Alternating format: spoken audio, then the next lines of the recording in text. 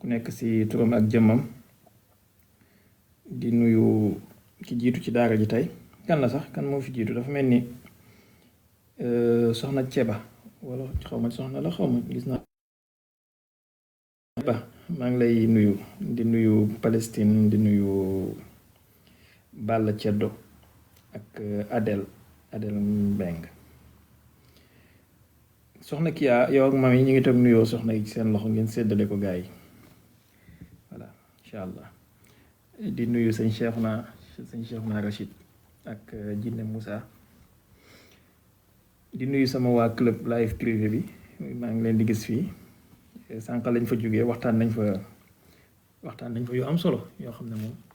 du ngeen ko yëg fii Oustaz Mohamed maa ngi lay ziar bu baax donc loolu tax sax ma guddee ñoom laa nekkaloon depuis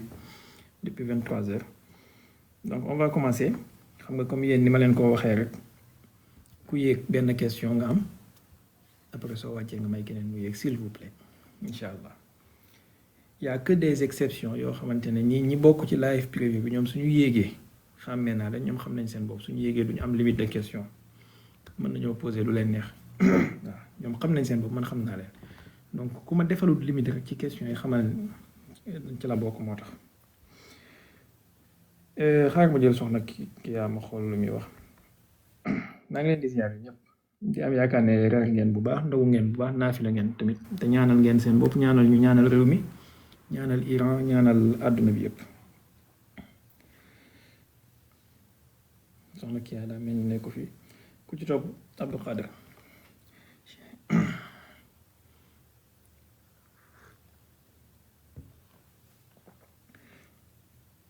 ani modérateur yi mën ngeen jël s'il vous plaît am benn par benn rek waa Facebook yi ñëw leen TikTok moo gën a yomb s'il vous plaît awma ñaari téléphone yu ma mën a defee live fii ak fële da ngeen ci jàpp rek ñëw leen TikTok démb sama kii bi laa doon utiliser ay sama côté un peu kii quoi def leen effort ngeen télécharger TikTok maa leen gënoon a bañ TikTok au début mais je me suis efforcé live fu Facebook bi en plus bref comprendre leen lu ma wax soxna kii asalaamaaleykum vas-y. maaleykum salaam wa rahmatulah. na nga def. maa ngi sant bu baax maa ngi ci jàmm. sant yàlla alhamdulilah. alhamdulilah ni ngeen def ak koor gi. ñu ngi sant bu baax. ñu ngi rafetlu bu baax. émission yi am na solo lool lool. ñu ngi koy suivre waxtu bu nekk. macha allah. macha allah jërëjëf. nag aw ma question dama doon dugg rek pour wax la ñu ngi suivre am na solo bu baax a baax. D'accord jërëjëf yal na yàlla fay merci beaucoup. amiin jërëjëf.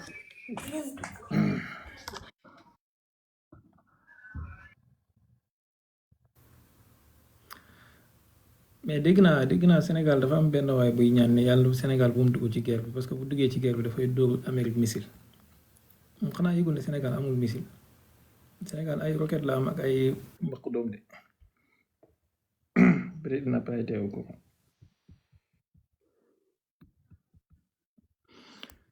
mbokk mi salaamaaleykum. maaleykum salaam wa rahmatullah. na nga def mbaa yaa ngi si jàmm. sant yàlla baax kilifa gi ñu ngi siyaare lu bari. yàlla na nga ziar. amiin barke Seexul Xadim yéen ngi si jàmm baax. sant yàlla. waaw man dama doon laaj ma missile intercontinental yi ñu wax. ndax Iran am na missile yoo xam ne mën na kaa dóore Iran mu dem ba Amérique est-ce que am na. bon pour l'instant amu ko. mais am na capacité mën koo am ci yenn missile yi su ko transformé. par exemple am na benn lanceur de satellite bu tudd Qaim 105 lanceur de satellite la mais avec quelques modifications mën na nekk missile intercontinental. mën na def 10 000 kilomètres. am na tamit missile Xorom Shah 4 bi ngeen di dégg nii ça fait 4 000 kilomètres avec quelques modifications peut-être ci version Xorom Shah 5 bi suñu sacrifier peut-être payload beeg kii bi mën nañu am 10 000 kilomètres donc am na capacité mën koo am mais pour l'instant d'après li ñu xam amu ko mais lépp jàppandi na pour mu am ko parce que déjà même Qaim 105 bi c'est tellement sophistiqué que missile yi koy équivalent ci àdduna bi mooy comme missile Sentinelle bi nga xamante ne moom la américains yi nekk di defar seen projet de missile Sentinelle bi nga xamante ne moo war a remplacer seen Minuteman 3 yi donc c'est un missile miniaturisé en fait lanceur miniaturisé qui peut être un missile intercontinental voilà un peu allez-y na keneen ñëw benn question par personne s'il vous plaît sauf exception. asalaamaaleykum Cheikh Baye. waaleykum salaam wa rahmatullah. maa ngi lay ziar bu baax sama sëriñ. yàlla na mu ziar. waaw dafa mel ni ñun Sénégal dañuy topp coow li par émotion ma bëgg laa ñaan rek bu la ko sa jot mayee xaw ma kañ lay doon nag incha allah maanaam nga mën ñu dimbali gindi ñu maanaam ci maanaam aspect religieux bi am ci coow li ci diggante li catholique li fa catholique suñu mbokk catholique yi am ci Saint-Sépulcre Golgotha la pierre de l'onction et tout ak la mosquée du Dôme du Rocher Al-Aqsa ak li nga xamante ne mooy tamit le mur de lamentation aspect religieuse bi maanaam bu la ko sa jot mayee rek xaw ma kañ lay doon nga defal ñu ci benn waxtaan boo xamante ne xëy na ñun ñëpp dinañ ci mën a gindiku loolu laa lu ma doon ñaan rek incha allah jërëjëf. D'accord Mbengue jërëjëf. Merci beaucoup. Bon xam naa li nga ñaan moom yomb na waaye li may sàkku mooy su dee dina mën a nekk man je préfère nit ngeen poser seen question avec des questions de Seydou Nourou salaamaaleykum ñu ngi lay ziar bu baax yes al ilmu qaala Allah qaala rasulu qaala tabi'u ñu ngi lay ziar yes alors li ma préféré mooy li ma wax ni yéen ñëpp moomu leen ko kii ko moom xam na boppam ci ma adressé wax c'est une longue histoire li ma préféré mooy ngeen poser seen question avec des questions de précision et des questions de consolidation ci laay gën a mën a développer li ngeen bëgg mais ñëw nii rek defal leen sarit ya xëy na pour beaucoup de raisons mën naa bañ a xam exactement lan laa war a def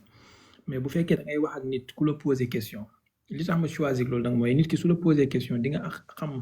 à peu près niveau de compréhension fi mu toll nga tontoo ko noonu mais su dee dama préparer benn thématique boo xamante ne niveau bi dafa xóot trop ma ñëw di wax ak ñoo xamante ne seen niveau mu ngi toll ci Sénégal bu lancé missile Amérique xam nga ñooñu duñ la mën a dégg wax dëgg yàlla naka noonu su dee am na ñoo xam ne seen niveau géopolitique avancé na Seydi amin Niass ñu ngi lay ziar bu baax a baax di yeesal cofeel gi bu baax yàlla sàmm lay guddal sa fan yàggal la fi bëril say kem ci barke yonent bi sallallahu alayhi wa sallam barke Cheikh Tidiane barke Baye ak Baye waaw baal ma tuuti mbokk mi baal ma tuuti donc ma ne su fekkee da ngay wax ak ay nit ñoo xamante ne seen niveau bu adapté la ci géopolitique bu profond nga ñëw di wax ak ñoom ci benn niveau de kii bi itam da ngeen di xaw a am ay dissonance cognitive en fait wala dissonance de kii moo tax daal je préfère poser question moom ma tontu ko selon question bi et loolu amul benn problème saa bu ngeen ko bëggee rek incha allah je suis là pour vous et je suis votre serviteur yàlla na yàlla yàggal leen fi yéen ñëpp te saa bu ngeen gëstoo gis ñu MEG vas-y. waaw salaamaaleykum. waaleykum salaam. Cheikh Baye siyaar na la wér. yàlla na nga ziar. yaa ngi si jàmm bu baax. waaw man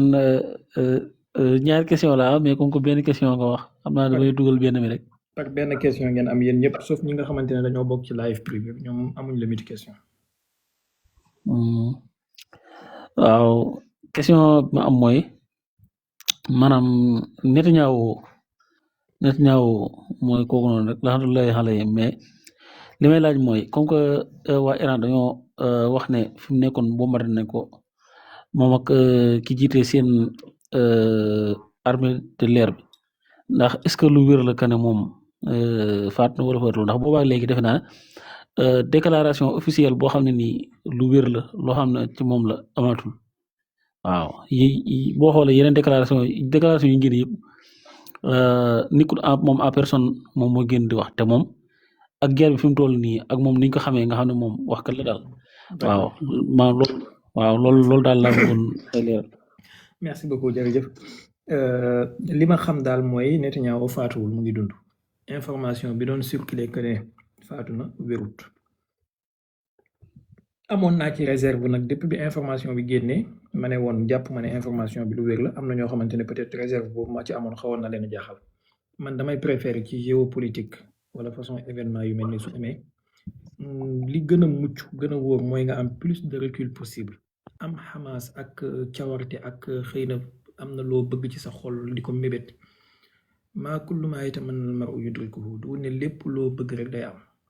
y a des réalités qui sont là il faut être factuel et dire les faits et rien que les faits ñun ñëpp suñu sañoon tey Netanyahu moom ak la mu am ak la mu xam ak ña ko jegeeg ñañ xam ak ña leen jegeeg ñëpp raaf ci kaw suuf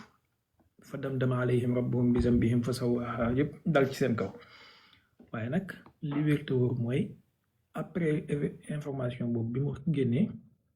Netanyahu def na apparition publique am na benn site bu ñu bombardé woon mu dem fa même bu fekkee ne yàggul fa mais quand même man gis naa image yi dem na fa maintenant guerre bi mu ngi am c'est sûr et certain que ñoom ñëpp dañuy déplacé wu parce que jur abi ku mel ni xamee ne mën a am bay mën a nekk ci bureau nekk ci këram fi ñu koy yaakaare ñii àdduna ak bëgg gi ñu bëgg dund àdduna jaralu leen ko dañuy déplacé wu su leen jaralee ñu génn réew mi Netanyahu d'habitude saa bu guerre daan am da daan génn sax Israël dem Chypre wala mu dem Grèce wala mu dem Allemagne te ci guerre bi rek ci début bi demoon na Allemagne après dafa ñëwaat donc seen bunker yi ak seen bureau yi habituel yu ñu xam duñ fa nekk dañuy déplacé wu maintenant il peut y avoir une chance Iran am renseignement yu pointu frappé foo xam ne yaakaaruñu ko et loolu souligné naa ko démb am na benn site bu Iran frappé plusieurs fois même démb frappé waat na fa bu tudd Beit Shemesh à ce qui paraît dafa am ay composants de missile Jericho 3 yu fa nekk te missile Jericho 3 yi démb waxoon naa leen ne mooy véhicule transport des armes nucléaires israéliennes donc su Iran demee bay cibler zone boobu te ça n'a jamais été déclaré ñëpp Dimona la ñuy wax Dimona parce que foofu la centrale nucléaire bi nekk su Iran demee bay cibler foofu c'est sûr que am na objectif am na cible stratégique bu fa nekk et très sensible et boo xoolee tëkkatum bi ci waa Israël doxee commenté wuñu kii ça veut dire que y a quelque chose alors démb ci guddi Iran bombardé nañu itam quartier général ak ministère de la défense Israël muy seen genre Pentagone mu ngi tudd Kiria bombardé woon nañ ko ci guerre 12 jours yi démb bombardé waat nañ ko mooy missile hypersonique bu ngeen gis mu dal noonu boule de feu bi kii foofu quartier Kiria bi la maintenant est-ce qu'il y a eu des pertes ou non li ma xam daal mooy te man méthode boobu laay faral di doxee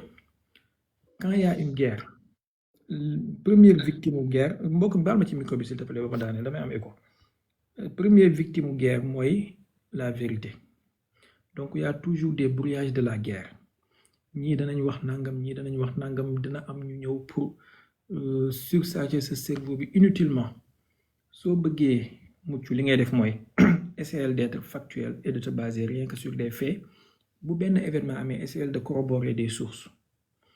bu fekkee amoo ci information bu palpable par exemple bu fekkee ne Iran nee nañu bombardé nañ site sàngam Israël nee nañu bombardé wuñu ko xoolal ba xam dina am ay vidéo amateur xoolal ba xam dana am ay image satellite yu fay jugee après nga mën a def sa déduction lii daal laa ci jàpp pour le moment mais jàpp ma ne Netanyahu dee na mu ngi dund yàlla na ko yàlla toroxal yàlla na ko yàlla waaw c'est di ñaan rek li allo di ñaan rek li Baye Niass ñaanoon fa dammir yahudal qudsi mazziq jumu'ahum wala tubqi minhum man li naarin yu ajjiju vas-y MEG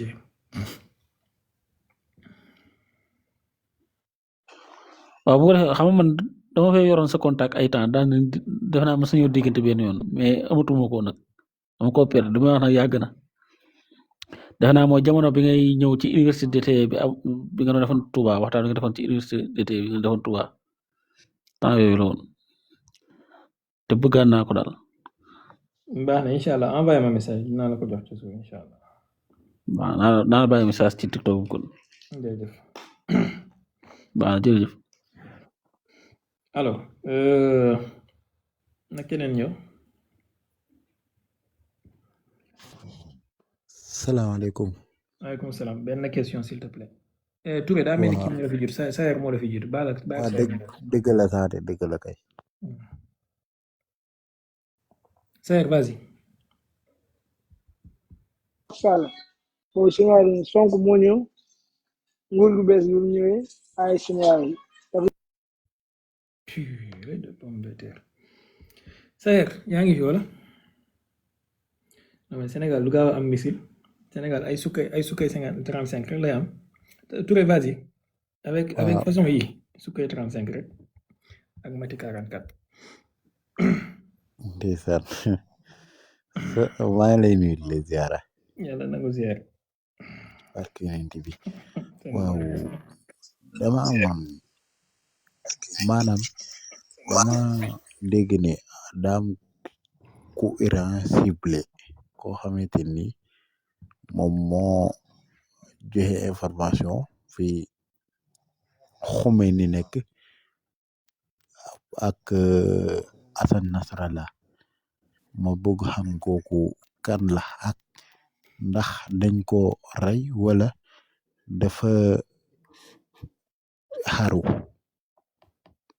waa beneen question bi mooy. benn question Touré benn question. waaw baal ma kon baal ma. jaajëf ñi nga xamante ne ñoo bokk ci live privé bi rek ñoom ñoo am droit am yeneen question mais ku ci bokkul benn question rek merci beaucoup léegi dinaa tontu sa question ki ñuy wax noonu Ismaïl Qaani la tudd Ismaïl Qaani moom moo donn wala moom moo wuutu Qasim Soleimani ci njiite kuréel googu ñuy tuddee les forces al-Quds nga xam ne Qasim Soleimani jiite na ko ay at yu bare bare bi mu génnee àdduna nag kooku lañ fa teg mooy Ismaïl Qaani léegi li ñuy wax ci moom nii dégg naa ko comme ni ngeen ko déggee mais pour wax leen dëgg dara booloo jeex laa gëmul ci information bi ba fii ñu toll nii en tout cas tey la lan mercredi wala tey la jeudi à 2h22 du matin heure Dakar 2h20 gëmaguma ci dara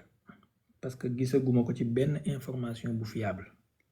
man am naa source yu may jëlee information am naa façon yu may corroborer samay information am naa nu may vérifier samay information gisuma ci lu wéral loolu gis naa ko nag ci situ Sénégal yeeg situ soi-disant panafricain yeeg activistes yi ñu koy bind mais ñoom ñoo ci mujj jot xëy na ana ñoom Massamba ak ñoom ñiy teew ci live Mohamed bi léeg-léeg yàgg ngeen a dégg may tudd Ismaïl Qaani ñoom Cheikhouna yéen a ngi fi yàgg ngeen dégg ma naan leen président bu bees bi ak Ismaïl Qaani am na ay suspicion ci ñoom bi ma koy wax du tey bref liñ ko tuumaal wala liñ koy jiiñ mooy dañu wax ne yàgg naa am ay rendez-vous ak ay réunion yoo xamante ne moom daf fa daan war a teew mu dem ba au dernier moment mu absenté par la suite dañuy gis ne réunion boobu Israël daf koy bombardé def na ko ci Hassan Nasrallah waroon na dajeek moom bis bi Hassan Nasrallah nekkee ci bunker boobu mu absenté au dernier moment ñu bombardé Hassan Nasrallah bi mu paree disparaître na pendant des jours ñu doog kaa gisaat def na ko itam ci Ismaïl Haniya bi mu nekkee Téhéran mu dem dalal ko seeti ko ci guddi gi bi mu fa jugee ci guddi ga ci la Ismaïl Haniya néegam soti xawma bomb la xawma missile la beneen bi wax nañ ne guide suprême bi wala boog avant loolu sax du guerre 12 jours yi bi muy am ñoom Amir Ali Haji Zada ak yeneen généraux yi fi ñu waroon na dajee Ismaïl Qaani waroon na faa nekk am na ñu wax ne sax nekkoon na fa mais dafa dem ba mu yàgg mu génn ne dafa am ngànt ñi bombardé foofu rey leen ñoom ñëpp beneen bi nee nañu guide suprême bi réunion bi mu amoon keroog àjjuma ci guddi wala samedi ci suba ak généraux yu mag yi Ismaël Qaani dafa waroon a nekk mu dem ba réunion bi des quelques heures wala quelques minutes mu joxe ngànt ne xaw ma embouteillage moo ko téye xaw ma ñu bombardé place ba lii daal la ñuy wax ci moom léegi man yii nii yëpp xam naa ko te waxoon naa ko bu yàgg te taxoon na itam ma ne sama xel dalul ci moom taxoon na itam ma ne c'est pas normal mbir yi di demee nii maanaam coïncidence yi mënul demee nii c'est trop flagrant pour être des coïncidences maintenant nag gars yi buñ ciy soog a jot léeg-léeg dañuy rëyal ay mbir naan waaw jàpp nañ ko ak dañ koo pendre ak ay garde corps mi ñoo ko rey gëwuma ko gisaguma lu ko wéral bis bu ma ko gisee tamit dinaa ko confirmer mais pour l'instant confirmer guma li ma waxoon ci moom démb ak barki démb ak lu jiitu loolu daal laay wax am naa ay sikk sàkk ci ay mbiram sama xel tey na ci moom comme ni mu teeyee ci seen président bi tey na lool wax dëgg yàlla je mettrai pas ma main à couper que ne il est clean parce que il y a trop de choses qui se sont passées depuis bi mu fi nekkee léegi j'espère que Massamba j'espère que son bi mu ngi leer par rapport ak ni mu suufee woon sànq fële donc lii daal laa ci xam Touré jërëjëf su ma ci amee lu ma leer naa leen ko wax incha allah. waa kay incha allah jazakallahu xayran. jaajëf Touré Mandi Mori. allez Ridwan salaamaaleykum.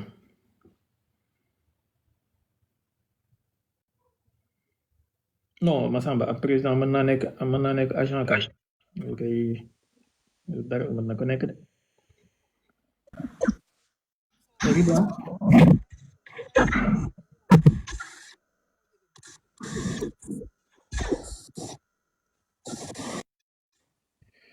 Jibril salaamaaleykum.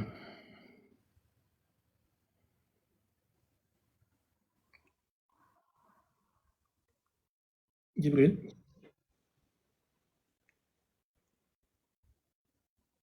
D'accord. Sénégal salaamaaleykum. salaamaaleykum wa rahmatulah cheikh bi maa lay ziar. yàlla nangu ziar. coono yi maa lépp jàmm rek. alhamdulilah. waaw léegi man dama doon laaj ci sa gis-gis yow tey jii ndax xam nga lu gaa yi xamul tamit mooy renseignement iranien bi moom it bu efficace la mais tey jii bu fekkoon ni yàlla dogal na Iran ak seen renseignement yi am nañu chance boo xam ni mën nañoo rey on peut dire mën nañoo rey Trump est-ce que ci moment bi ak géopolitique bi dinañ nangoo jël décision boobu loolu moo doon sama laaj maa ngi lay sant bu baax. merci jaajëf bon li ma xam mooy Iran dëkk la boo xamante ne bu jafee la pour mu am benn décision bu unitaire wala bu mën a unifier ñëpp ndax contradiction yu nekk au sommet du pouvoir dafa bari maanaam tey da ngay gis yàlla président actuellement moom mooy jiite ngir yàlla mbokk yi kuy yéeg na muté micro s'il vous plaît merci yàlla président actuellement moom mooy jiite comité bi nga xamante ne moom mooy jiite réew mi te président boobu ñëpp xam nañu duma wax yambareem wala bàyyandikoom waaye ñëpp xam nañu ne bëriyaat na ay décision yu muy jël du nekk ci intérêt wu Iran fii laa ci mën a yem bëriyaat na ay décision yu muy jël du nekk ci intérêt wu Iran te am na droit au chapitre maanaam am na droit ne déet bu leen def kon tey même su doon ñiy jiite réew mi mooy gardien de la révolution ñiy jiite réew mi ci wàllu militaire wala ci wàllu sécurité am nañu capacité mën a def loolu nga wax président bi mën naa opposer veto te bu boobaa du jàll ndax def na ko ci li jiitu Iran amoon nañu opportunité mën a tàppe Israël fortement président bi moo def pression ba ñu calibrer seen frappe calibré boo xamante ne après jurul effet bi nga xamante ne moom lañ bëggoon Iran amoon na opportunité mën a tàppe Israël frappé fortement président bi moo def pression ba frappe yooyu amul woon donc tey même su renseignement yooyu yëpp amoon suñ ko namee def président bi ak ñi ànd ak moom mën nañoo wax ne bu leen def exemple guide suprême bi jugee fii yàlla na ko yàlla yërëm te yokki leeram bokk na ci lim doon wax mooy amul benn njëriñ ngay négocier ak occidentaux yi négociation amul sens jarul def mais président bi ak ministre des affaires étrangères yi ñu fal ñoom ñoo nekkoon naan noo garaawul nañ dem négocier nañ dem jox leen deuxième chance bi ñu demee gis ngeen leen ci leen leen yóbbee en pleine négociation ñu bombardé leen donc pour conclure Iran dëkk la boo xamante ne processus de prise de décision bi dafa compliqué dafa complexe sànq ci suñu live privé fee waxtaanal expliqué naa gars yi pyramide de kii bi structure de commandement bi ci Iran ni mu tëddee ce qui explique que processus de prise de décision yi dafay complexe trop du rek benn waaye moom mooy jug ne def leen lii moo tax en plus beneen affaire mooy y a trop de calculs et ils sont dans le temps long maintenant nag reste à voir est-ce que ci étape bii ñu nekk nga xam ne c'est un danger existentiel maanaam cette guerre bi ñu nekk nii c'est une guerre existentielle pour ñoom ndax ils vont essayer de ne plus avoir de ligne rouge reste à voir man su ma doon seen njiit tey wala ma am nopp benn ci seen njiit yi war koo conseiller Iran soxlawul mu ne dafay viser pour yóbbu laaxira Donald Trump benn mbir su ko defoon tey ñëpp danañ calmé wu defalaat seen bopp xiyaamu layli mooy 460 kilogrammes d'uranium yi mu amee nga xam ne ba léegi kenn xamul fi mu nekk ku dul ñoom Iran mën nañ cee def lu mu gàtt-gàtt 10 têtes nucléaires ba 12 nañu fabriquer seeni têtes nucléaires teg ba pare fexe ba def benn test américain yi xam ko tout le monde va se calmer mais suñu ko deful yéen a ngi dégg Macron démb mu ne joxe naa ordre pour porte-avions Charles de Gaulle bi déplacé wu vers le Moyen-Orient yéen a ngi dégg premier ministre canadien bi tey mu ngi wax ne exclurul dugg ci guerre bi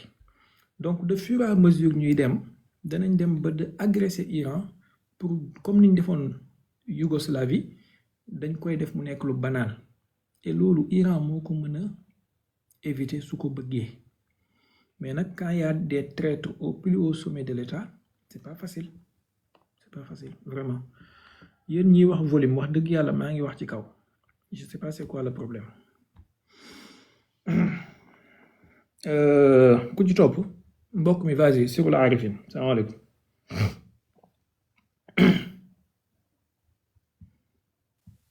asalaamaaleykum wa rahmatullah Seba na nga def jàmm rek alhamdulilah maa ngi lay ziare yàlla na nga ziare inshallah fu mu toll nii man dama jaajëfal rek ci seen leeral yi di ñaan tamit suñ mbokku julli yi ñu seetlu bu baax a baax xam nga lu nekk rek am na lu tax yàlla di ko def fii nii mun nañ ci caare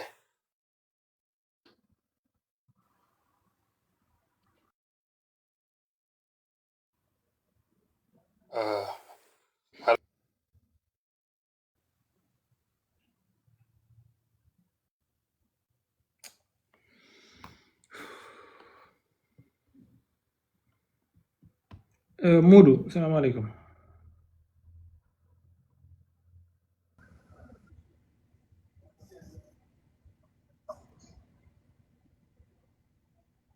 Modou bu fekkee da ngeen ko wàccee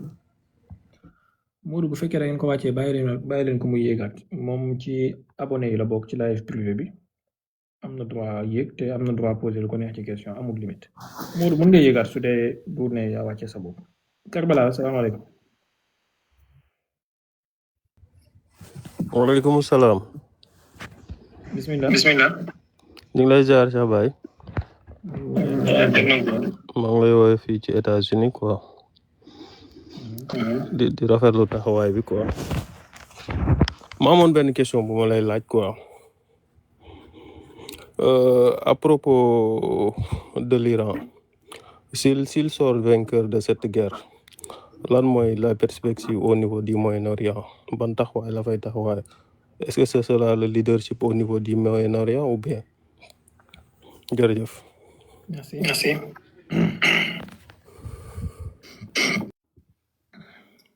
Bon, d'abord Iran a essayé génn ci guerre bi ba pare mais nit ñi doxalee nii ça sera très très difficile et très compliqué qu'il en sorte parce que ba léegi dafa mel ni la main de fer bi nga xamante ne moom la ñu war a demee wuñu ko bien vrai que ñu ngi def yëfu jàmbaar lool ñu ngi def ay jaloore mais il faut doubler la vitesse. Maintenant quel sera le lendemain du Moyen-Orient? Netanyahu ak les sionistes comme Trump d'ailleurs dañoo am programme seen programme wax nañ ko mu leer mooy remodeler le Moyen-Orient changer waat carte Moyen-Orient bi complètement redéfiniraat les frontières maanaam CIA dafa am benn projet boo xamante ne ni dañ ko libellé woon ay at ci ginnaaw projet boobu noonu ça a touché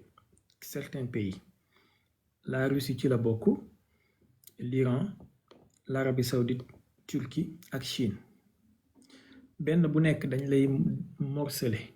par exemple la Russie dañ koy morceler sur plusieurs états moo xam am na ay cartes yu joxe 18 am na ay cartes yu joxe 20 am na cartes yu joxe 35 états différents. La Turquie aussi dañ koy xaaj ñetti xaaj wala ñeent. Arabie Saoudite dañ koy xaaj ñett wala ñaar dañuy génnee Makka ak Médine ñu def ko lieu saint comme genre Vatican bu ko defee li des mu nekk benn genre république wala mu nekk benn genre état dawla boo xam ne comme Qatar lay mel wala comme Dubaï nga xam ne voilà lépp luy xayaatu dunia zuyina linnaasi hubbu shahawaati mina nisaa wal baniina wal qanaatiri ba lépp luy xayaatu dunia dafay am nga xam ne dara dootul amati interdit ci wàllu diine ak yooyu def ko benn genre nguuru laïque quoi comme ni Dubaï mel rek wala Qatar. léegi Chine tamit amoon nañ ci moom projet boobu noonu génnee côté Xinjiang bi mooy les Ouïghours ak yu mel noonu bref à ce qui paraît pour la Russie et pour la Chine c'est voué à l'échec parce que c'est des états nucléaires et un pays nucléaire ne se démembre pas comme ça. Maintenant pour l'Iran puissance la ci domaine yu bare ci Moyen-Orient bi. Puissance militaire, la puissance démographique, la puissance intellectuelle, civilisationnelle et tout, beaucoup d'affaires, beaucoup de choses.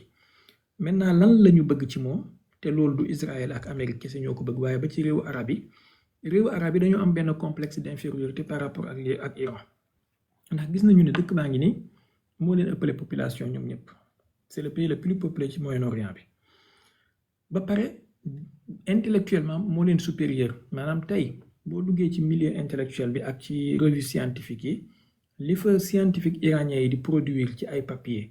ak li ñuy déposer ci ay brevet amul benn ci réewu arab yi bu koy def liñ def ci wàllu invention wàllu création wàllu fabrication wàllu manufacture amul benn ci réewu arab yi bu koy def loolu dafa tax dañuy développer benn complexe d'infériorité vis-à-vis ak moom. Maintenant suñu sañoon tey Amérique xaajal leen Iran 50 xaaj te tiga du toj mais nag répercussions yi la ñuy ragal ci wàllu migration ci wàllu nangam dañ koy calculer. Maintenant si l'Iran sort vainqueur de cette guerre te yàlla na ko am désormais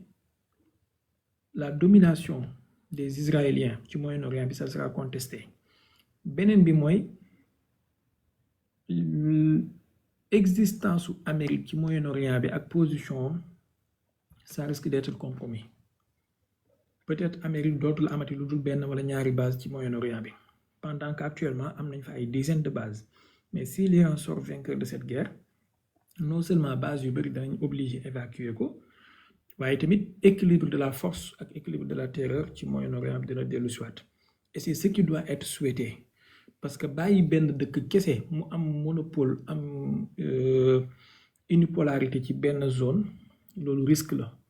bu ngeen ko bëggee xam xool leen 1945 lorsque les Américains avaient eux seuls la bombe nucléaire ci moment boobu lañ ko utiliser contre Japon ci Hiroshima ak Nagasaki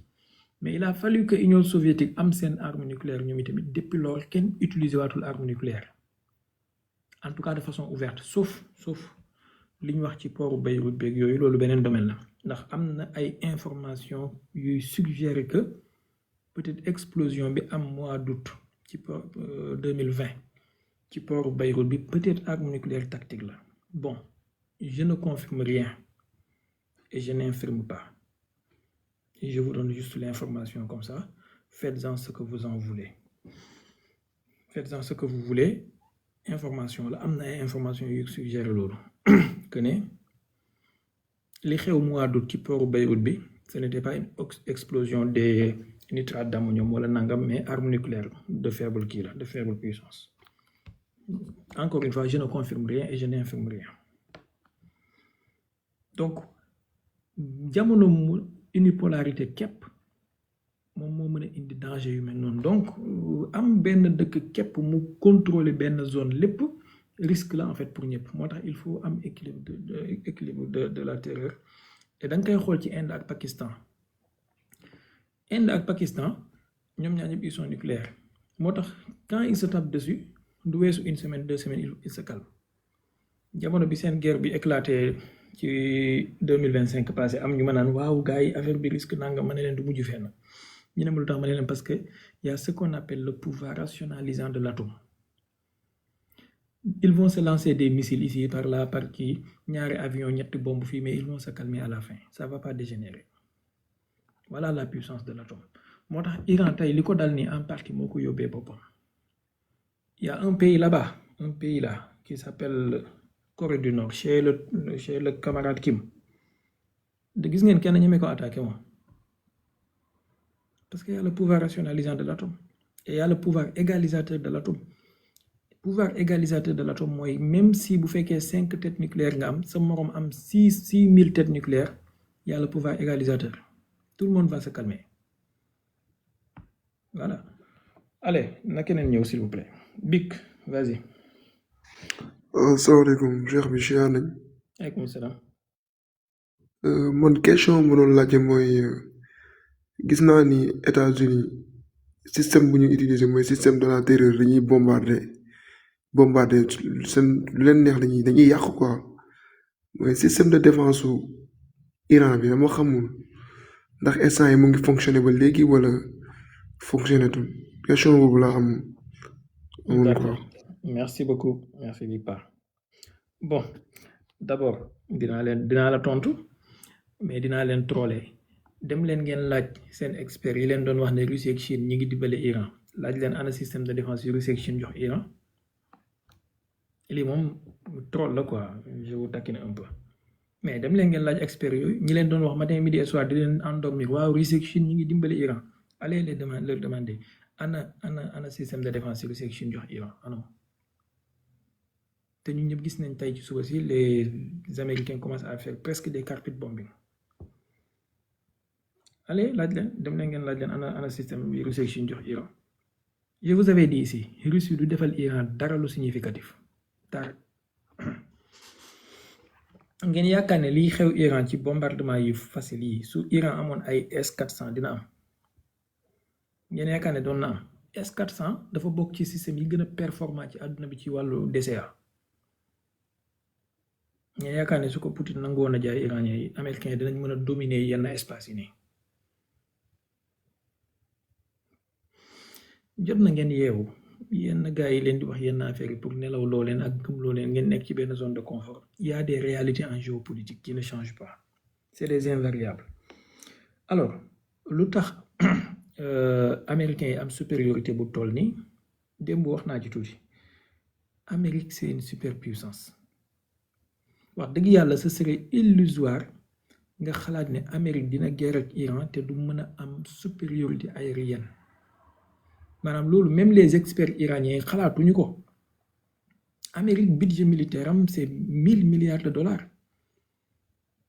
c'est combien de fois le budget de l'Iran mënoo leen a tëkkale maintenant nag en stratégie militaire il y a ce qu'on appelle supériorité aérienne et il y a ce qu'on appelle domination wala dominance aérienne air superiority and air dominance ñaar yu bokkul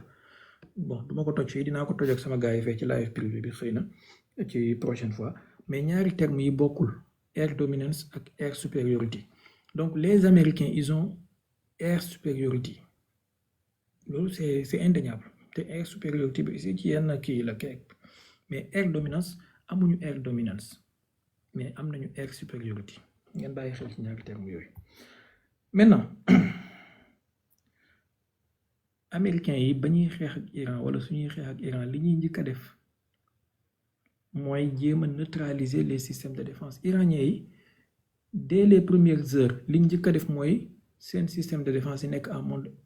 mode embuscade parce que sooy xeex ak ku la ëpp doole mën a am air dominance ci sa kaw wala air superiority posture de défense bi nga war a adopter mooy défense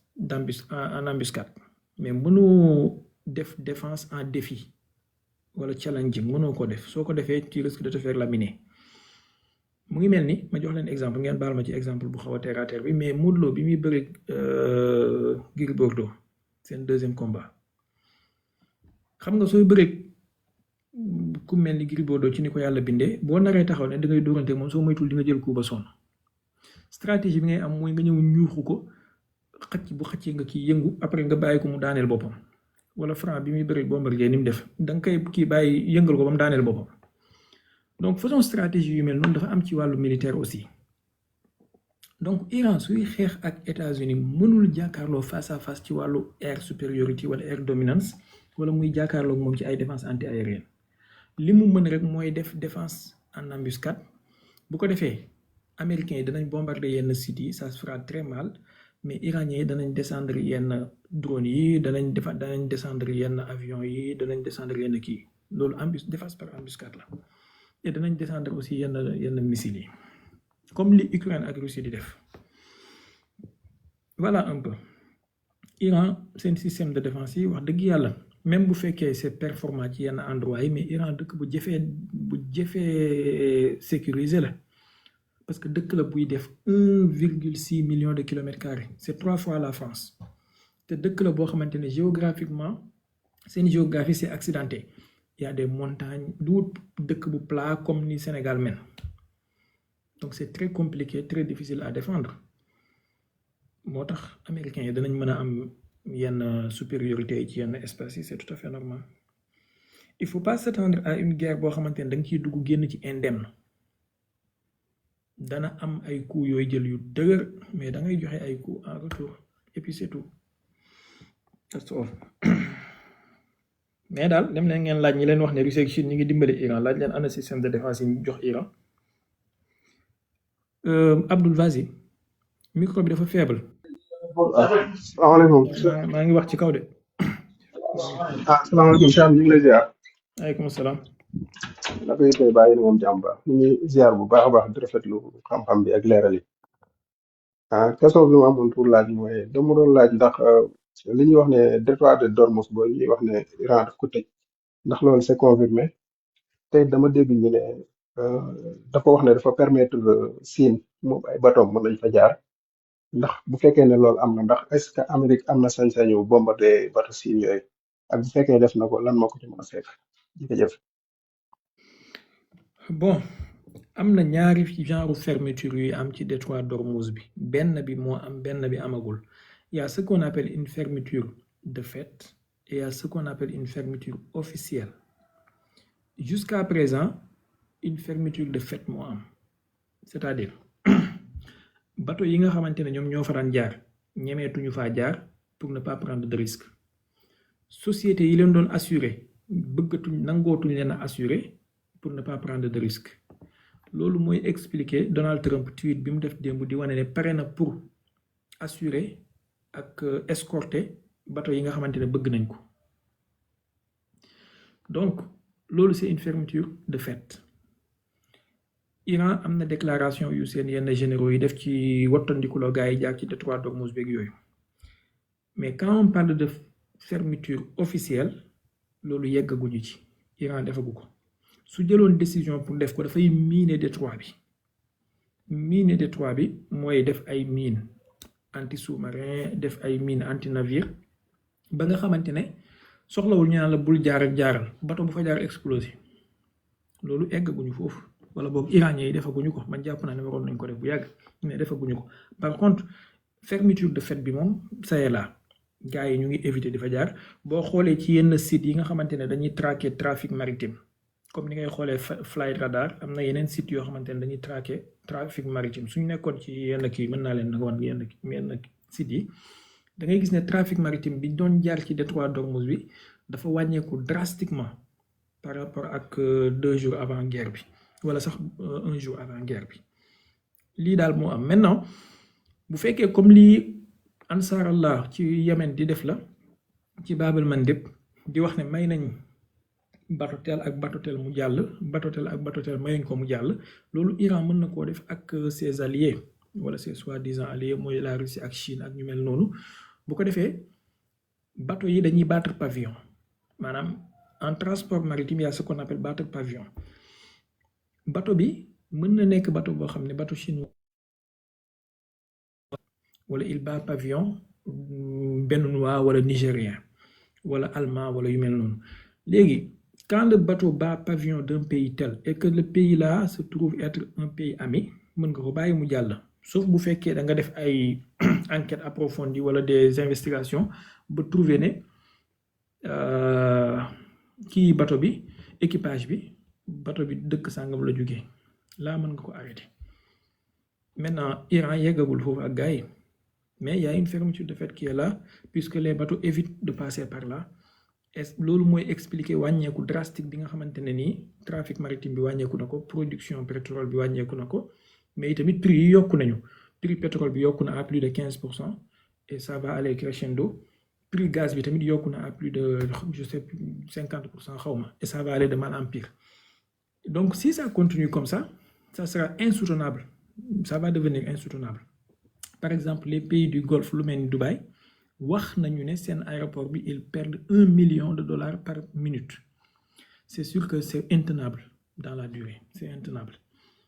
sans compter Arabie Saoudite li ñuy perte ci seen Aramco bi puisque seen production de pétrole bi wàññeeku na de 15% xaw ma de 25% la ñu wax donc si ça continue comme ça tey la jeudi d'ici vendredi maanaam suba ba week-end bi jeex ça sera intenable et li may wax ni di ngeen ko gis di nga gis changement de discours buy am même bu fekkee sous prétexte d'escalader la situation la pour nappaate mais c'est juste que dafay fekk escalader pour désescalader la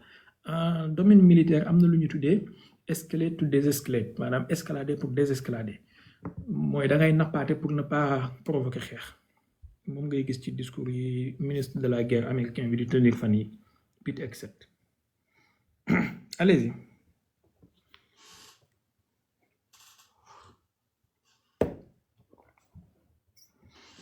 Sidi salaamaaleykum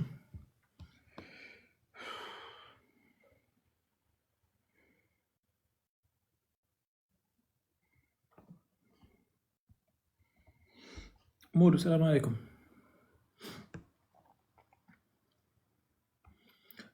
kii laaj ci comment faire pour entrer dans le live privé da ngay inscrire ko rek bu fekkee Sénégal nga nekk 30 000 ngay fay bu fekkee bitim réew nga nekk 50 000 ngay fay vas-y Modou. Cheikh bi noo lay ziar. yàlla nangu ziar. waaye mënul laaj mooy soo xoolee Israël wala États-Unis ñoom seen avion yi ñuy bombardé da ngay gis ne dafa puissant trop la moo tax Iran moom ay missiles lay lay utiliser pourquoi pas amul ay F-35 wala MiG yi waa Russie am pour faire des bombardements wala da ngay ragal ñu wàcc ko. D'accord merci beaucoup bon di la fàttali ne fii ci Sénégal am na ñu fi wax ne Iran am na avion bu tudd Sukhoi 35 léegi nag damaa xamul ndax ñun am nañu avion bu tudd Yetu 44 wala Mati 58 wala Mami 24 wala Mami 27 yooyu war naa am de wala ay ñoom Jayna 58 ay ñoom Emi 66 comme Sukhoi 35 am na ak Rokhaya 45 waaw yëpp mën na cee xaj de ak Dada 33 yii Sénégal de léegi xam nga avion avion de combat dafa am ay façon am na lu ñuy tuddee avion multirôle am na lu ñuy tuddee avion bombardier am na lu ñuy tuddee avion micro yi s'il vous plaît micro yi am na lu ñuy tuddee avion de chasse am na lu ñuy tuddee intercepteur bon intercepteur ak chasse daanaka même kii la parfois donc am na lu ñuy tuddee avion d'attaque au sol wala avion de soutien aérien wala yu mel noonu bon après il y a des avions de reconnaissance et autres maintenant léeg-léeg da ngay dégg avion bi ñu ne la multirôle la bu ñu la ne avion bi multirôle la mooy avion boo xamante ne dafay def bombardement mais dafay def itam chasse ñi nga xamante ne nii xam nañ ci dara danañ xam ne Sukhoi pas Sukhoi Sukhoi 35 avion multirôle la lu mel ni Rafale multirôle la léegi am na avion yoo xam ne du mel noonu ay bombardier képp lañu par exemple comme avion B2 bu américain yi di utiliser bombardier la lu mel ni bombardier B57 la xaw ma B ñaata B bombardier la moom tamit lu mel ni maanaam avion buy bombarder la mais pas avion buy def chasse ak interception lu mel ni F-35 dafay bombarder mais mën na def chasse aussi dire que ses capacités sont un peu flou ci côté yooyu léegi américains yi au début ay missiles la ñu doon utiliser mooy ay missiles Tomahawk ak ay missiles air sol ay JASSAMS ak ay GBU 58 ak yooyu ak 57 GBU 57 maintenant Iran dafa amul ay avions yu bari parce que Israël ak Amérique dañoo yàgg a teg ay sanctions ak ay embargo ci dëkk yi nga xamante ne ñoom ñoo war a jaay Iran ay armes ci ne bu leen jaay ay armes parce que Israël mësul bëgg ci région bi foofu ci Moyen-Orient bi kenn am fa supériorité aérienne booy mën a contester bosam xam nga su dee Israël dafa am ay F-35 ay F-16 F-15 yow nga ñëw am ko yow tamit mën nga ko tenir tête donc Israël mësul nangu ñu jaay Iran ay avion yu moderne lii moo tax Iran avion yi mu am ça date des années 50 des années 70 des années 50 des années 80 ay vieux avions sauf am na ci yoo xamante ne daf koy xaw a moderniser waat localement ak def rétro ingénierie bi changer tur beeg yooyu am na yu mu tuddee yaa Zahra am na yu mu tuddee Kawsara ak yu mel noonu mais tur bi la donc Russie bi ngeen di prétendre wala bi ñenn ñi di prétendre ne moom mooy allié wu Iran Russie mësul nangoo jaay Iran avion yu baax mësu koo nangoo jaay démb wax naa ko fii wax naa ko plusieurs fois sonn naa ci di ko répéter Russie jaay na Algérie ay Sukhoi 35 mais nanguwu koo jaay Iran jaay na ko Inde mais nanguwu koo jaay Iran jaay na ko dëkk yu bari mais nanguwu koo jaay Iran donc lu tax nanguwu koo jaay Iran pour ne pas fâcher Israël et les États-Unis maintenant ñu ngi ruumandaat ndax am na ko wala amul ko ndax jaay na ko wala jaay ko mais même bu fekkee jaay na ko c'est récent dernièrement la donc voilà un peu lii moo tax Iran mënul am ay avions yu moderne wala amagul ay avions yu moderne bokk beneen bi mooy et loolu c'est purement tactique Iran bu amoon avion tey son ennemi wala son adversaire régional c'est Israël et pour mu bombarder ci Israël il faut mu jaar ci ay réew yoo xamante ne ñoom itamit ay adversaire am lañu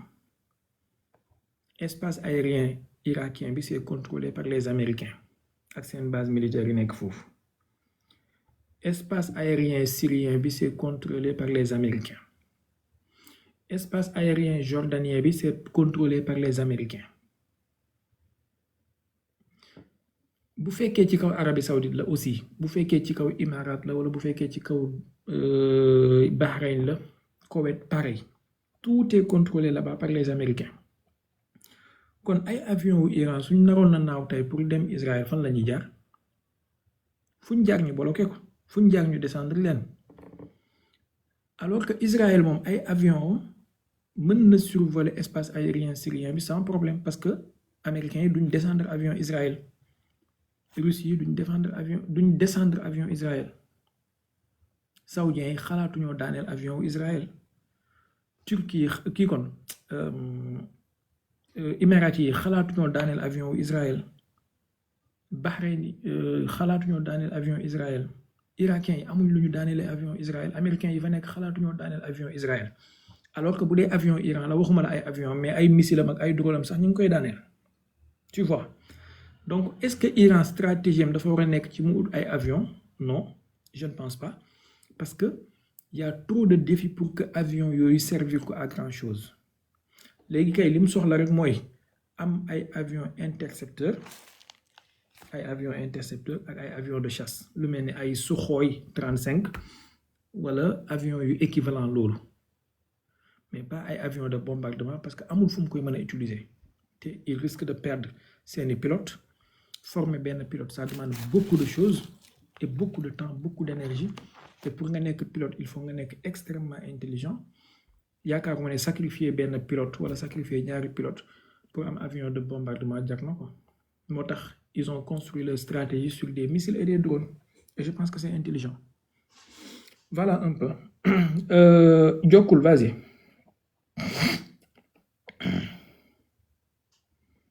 waaw salaamaaleykum sëñ Baye. aleykum salaam.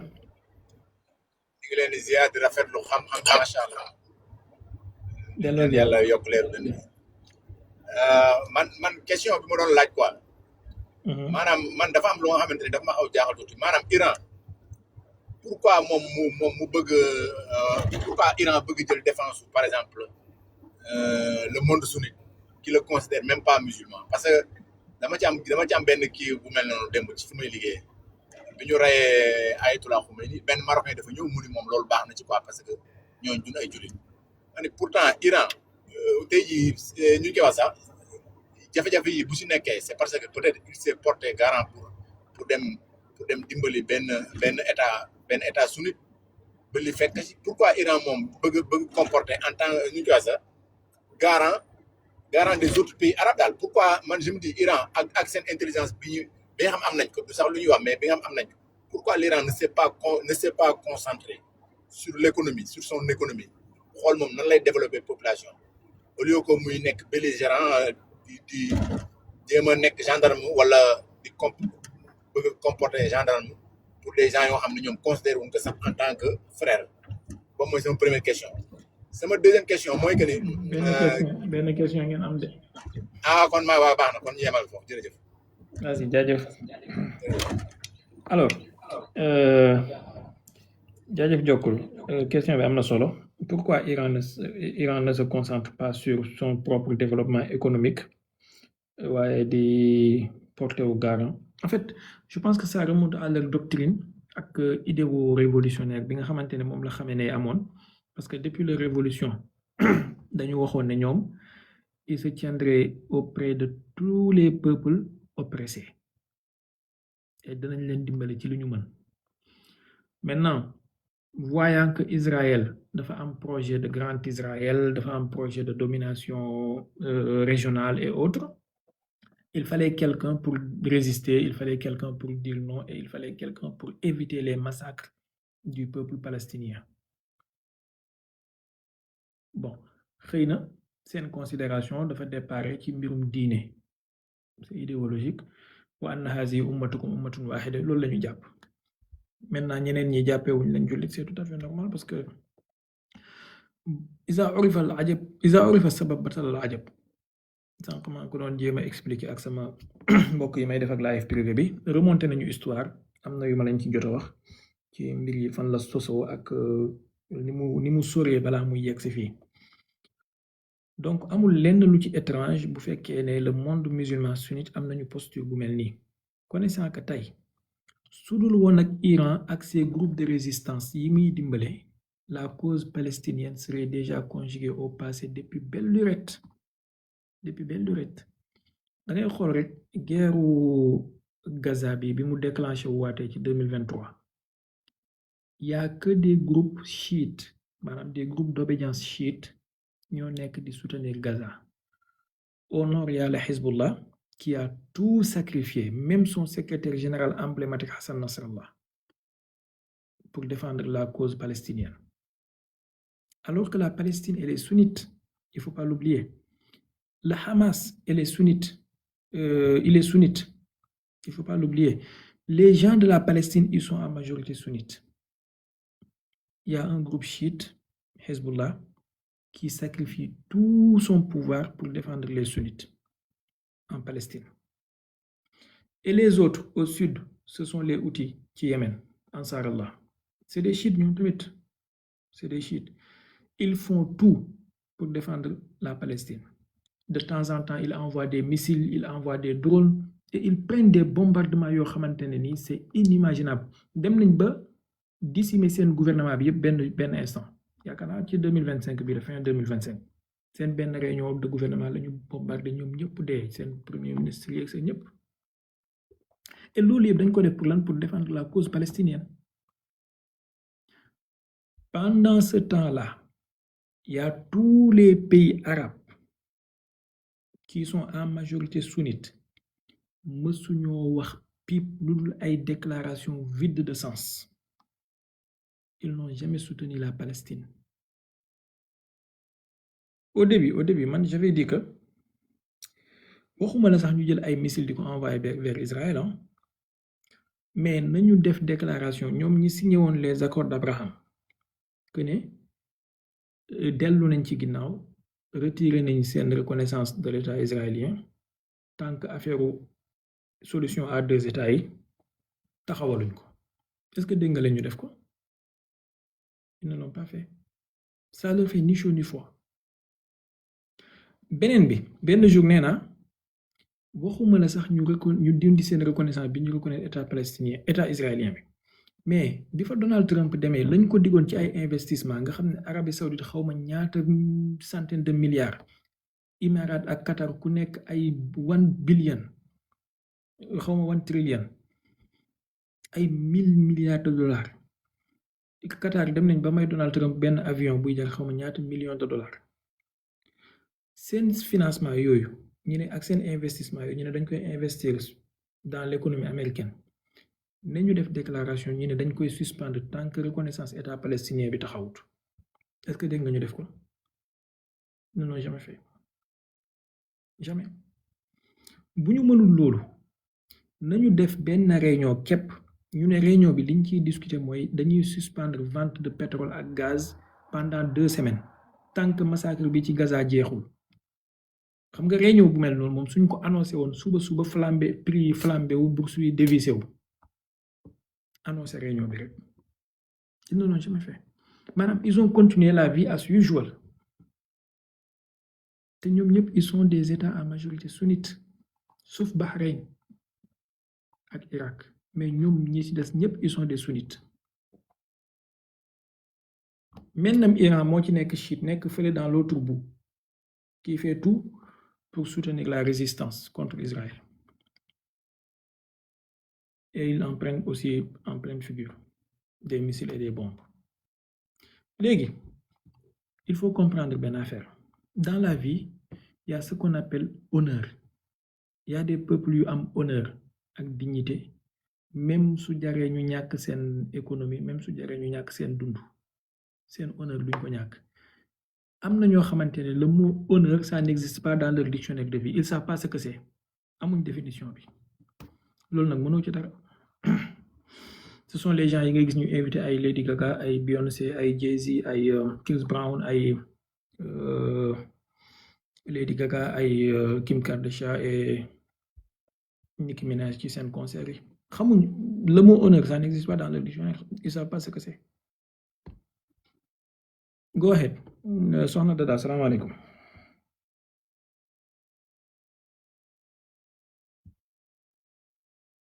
waaleykum salaam wa rahmatulah. maa ngi lay jox sa wàccuwaay yëpp Cheikh bi. Delloo ziar nga def. ah waa Cheikh Baye mbaa man li ma la yéene général moo tax nga summi sa mbaxana beneen bi di xaar mbaxana général bi. dëgg ne ayewuñu noonu sa xuddaa bi ayewuñu noonu nag ma deman sénégalais yi tamit ñoo taxit sëriñ si dañoo xaaral ma dem jëli sama mbaxana bi suba dara suba ma sol dara mbaxana rek nga xam te xam naa yow mbaxana général américain yooyu ngay xam dañu rafet nag sax sa jinne ayewuñ noonu maa ngi lay nuyu bu baax te pour saboté naa nopp bala sa taalibe yi di ma fekk si naa ma cheikh bi ngay waxal loolu l'économie économie Chine bi dégguma la nga wax ci benn yoon par rapport ak guerre bi sa xam nga faaw mu affecté wu est-ce que du loolu bokkul ci target Amérique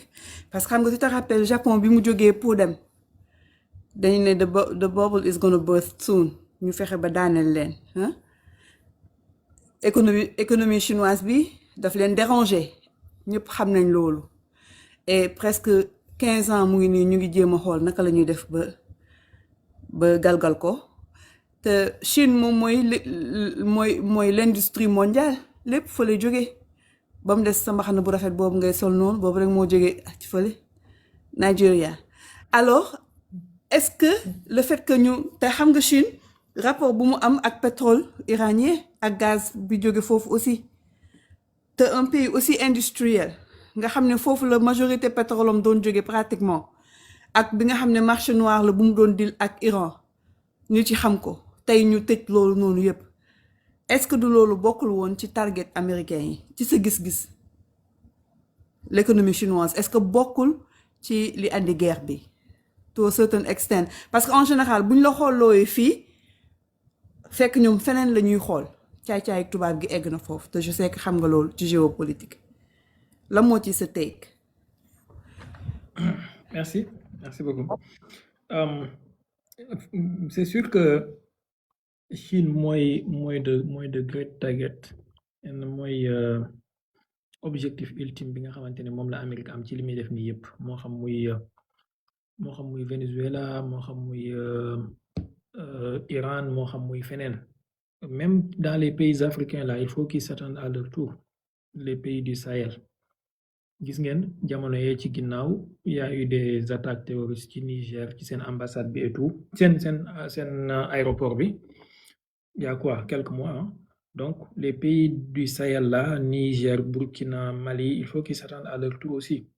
ils vont en prendre plein la figure peut-être nag foofu américains yi mën nañ bañ a intervenir directement par eux-mêmes mais ils vont déléguer la tâche aux Français ak leur service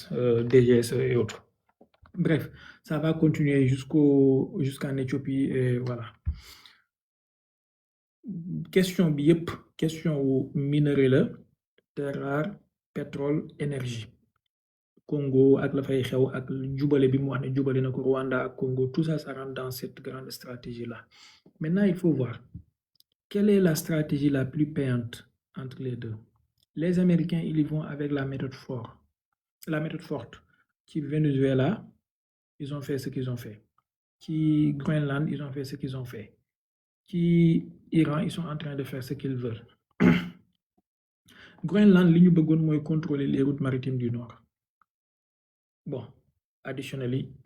métaux rares yeeg pétrole bi fa nekk mais les routes maritimes du nord surtout c'est beaucoup plus stratégique que ça maintenant ci Iran man je pense que Chine mooy target bu mag bi mais dafa am yeneen sous target yi nga xamante ne sous cible yi nga xamante ne ñoom ñoo nekk ci suuf des cibles sous-jacentes mooy Grand Israël messianisme mais aussi contrôle du Moyen-Orient pour couper la Russie et l'Inde parce que umpule wu leen ne il y a un mois de cela matagul sax 6 semaines Donald Trump avait annoncé ci benn tweetam que ne venez de discuter. Excuse-moi xam naa ne bëgguloo loolu la Russie et l'Inde foofu moom I didn't see it coming foofu noonu Ouais, il y a ce qu'on appelle le corridor nord-sud entre la Russie et l'Inde qui passe par l'Iran et la mer Caspienne qui réduit le temps du trajet boo xamante ne bu waroon na jaar ci mer Noire bi jaar ci Méditerranée bi jaar ci canal de Suez bi pour yegg Inde donc au lieu muy def 45 jours ci yoon bi ici ça fait 2 semaines maximum pour egg Inde donc ça part de New Delhi jusqu'à Saint-Pétersbourg le corridor nord-sud, mën nga ko taper léegi, tu verras. Il y a des cartes, il y a des plans et il y a même des accords qui ont été signés entre Poutine et le premier ministre indien Modi avec le président iranien. Donc, couper ce corridor-là, bu ngeen fàttalikoo Netanyahu aux Nations Unies, il avait brandi 2 cartes. Benn carte bi ça a été peint en vert yenn réew yi, beneen bi en noir. C'était en 2024 li ma leen di wax ne septembre 2024 jour bi ñuy rey Hassan Nasrallah bisu vendredi la. Benn bi mu tuddee ko la voie de la prospérité, beneen bi mu tuddee ko la voie du malheur wala quelque chose du genre. Léegi réew yi nga xamante ne moom la defoon en vert, Inde la woon, Dubaï, Oman, Arabie Saoudite, Israël.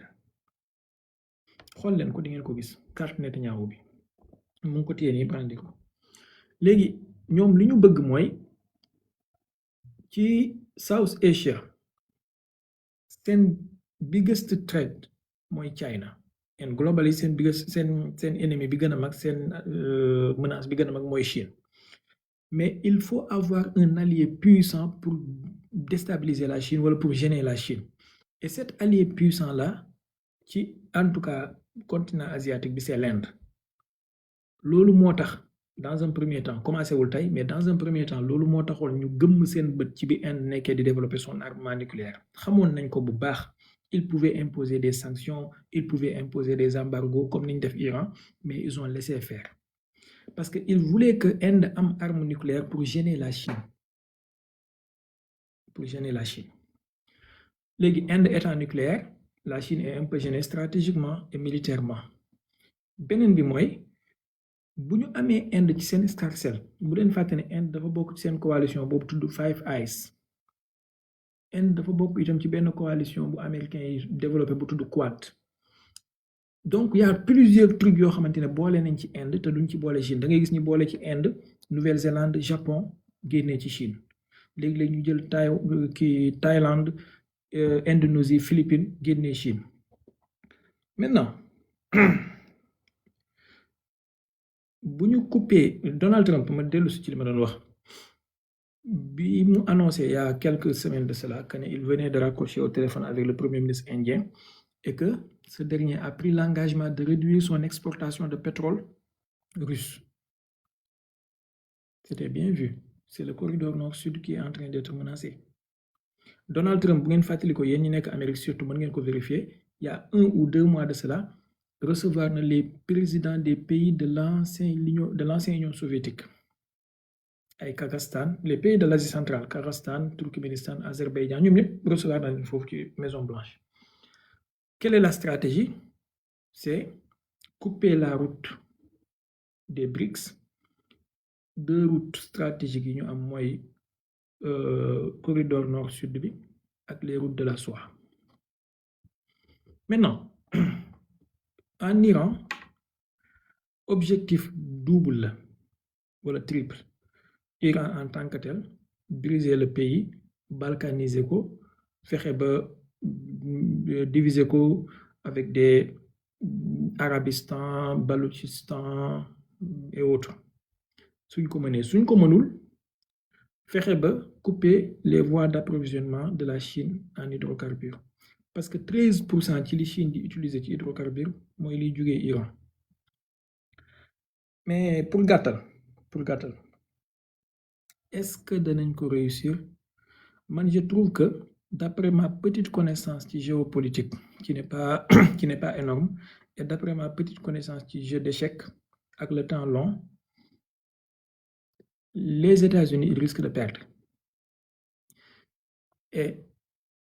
ça risque d'être, l'après-Trump risque d'être, les États-Unis risquent d'être comme l'Allemagne après Hitler. Je m'explique. Tey ci guddi gi nii yéen ñi nekk États-Unis yéen a ngi dégg ñu ne leen prix pétrole bi commencé naa yokk ci Texas, n'est-ce pas? Yéen a ngi dégg tey ci guddi gi depuis avant-hier. Voilà, yéen a ngi dégg tey ci guddi gi nii seen ministre chargé de l'énergie, xaw ma secrétaire de la chargé de l'énergie bu ngi wax naan affaire bi c'est passager, dafay yokku dana wàññeeku naa nga mën a. Ils essaient de faire comme damage control ak communication de crise. Léegi, qu'est-ce qui va se passer? Voilà, qu'est-ce qui risque de se passer? Si les Iraniens tiennent bon, et que l'Amérique s'embourbe dans une guerre d'usure, c'est le dollar américain et le pétrodollar qui sera menacé. Et une fois que le pétrodollar est menacé, parce que Iran commencé à attaquer ay data center yu Amazon, te ñun ñëpp xam nañ ne économie américaine bi léegi c'est basé sur deux choses principales. Benn bi mooy pétrodollar, beneen bi mooy intelligence artificielle ak tout ce qui est numérique. Data center yooyu ñu basé ci Moyen-Orient bi suñ ko commencé attaquer le numérique et l'IA, les Chinois ont le DeepSeek.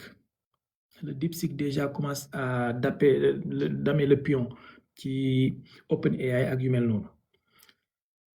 S'il commence à s'attaquer aux raffineries de pétrole et aux gisements de gaz, nga dem ba pays Moyen-Orient bi ñu ci bari nekk ci problème de production, c'est le pétrodollar qui est menacé. Entre-temps, la Russie continuera de vendre son pétrole et son gaz. La Chine am na yeneen voie d'approvisionnement avec la Russie, surtout bi jaar Mongolie, ñu ngi ko tuddee Druzhba la xawma, something like that. Anyway, le nom n'a pas d'importance, mën naa ko vérifier su ma bëggee. Donc dina am benn 13% buy wàññeeku ci approvisionnement wu Chine, mais dafay nekk juste temporaire. Pendant que le dollar est menacé, les IA et les numériques data centers sont menacés, c'est la chute libre de la puissance américaine qui est engagée. Et ça sera inévitable pour la puissance américaine de rattraper cela. Parce que déjà, même si c'est un wàllu armement, imaginez F-35 composants yi ci nekk, il y a plus de xawma ñaata % ci loo xamante ne ay terres rares yu jugee Chine ci la dépendre. Seen missile intercepteur yi ñuy defar muy Arrow 3 ak SM3 Standard Missile 3, il y a plus de 40% ci ay composants yoo xam ne ça dépend des terres rares yu jugee Chine ak des minerais rares yu jugee Chine. Donc si la Chine coupe tout ça wala mu wàññi ko drastiquement, ça veut dire que l'industrie militaire américaine sera en grand danger et duñu mën a reconstituer seen stock yi ni ñu ko bëggee. Ñu ngi am ay défis yu rëy fan lañ koy waxee, seen dette bi déjà c'est abyssal, 30 000 milliards de dollars, fan lañ koy waxee. Bu leen fàtte ne Chine moo détenir presque li ëpp ci bon de trésor Amérique. Donc lii arrangé Donald Trump actuellement mooy wala li ko doon arrangé mooy une opération militaire rapide, 2 jours 3 jours 4 jours 5 jours maximum mu jeex. Les Iraniens se sont enterrés dans les sous-sols et les tunnels. Ils sont prêts pour une guerre longue. Larijani wax na ko, seen généraux yi wax nañ ko. Donc une guerre d'usure, ça risque d'embourber les États-Unis et la Chine sortira gagnant à long terme.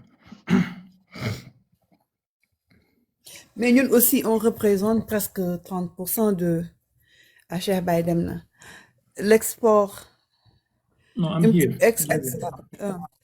Export bi jógee Chine aussi industrie boobu, presque les États-Unis économiquement représentent 30%